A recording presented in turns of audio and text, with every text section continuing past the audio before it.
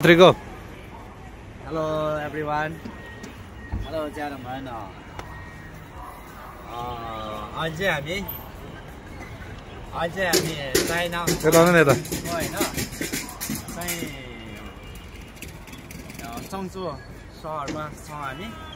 अहिले हामी यो देख्न सक्छौँ तपाईहरुले हैन, यो चाहिँ यो एरिया चाहिँ पुरै यहाँ मान्छे आयो त, यो एरिया चाहिँ पुरै कभर्डको हैन, पुरै होलसेल कभर्डको चाहिँ बजार हो यो। यता केटीको पाउने हो। अनि यो बिल्डिङ, यो यत्रो बिल्डिङ छ,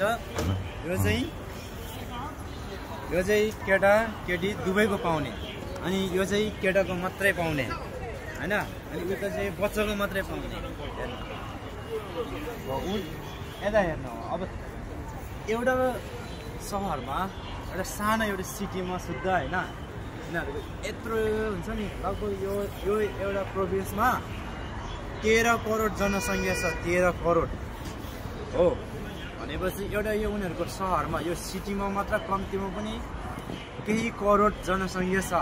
जब कि हाम्रो पुरै देशको पपुलेसन जतिको पनि छैन यो एउटा सहरको।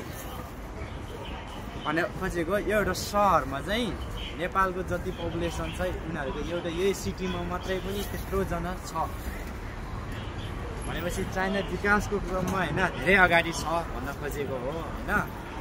ठिक छ, हाम्रो पनि देश बिस्तारै विकास हुँदैछ र हुने क्रममा छ।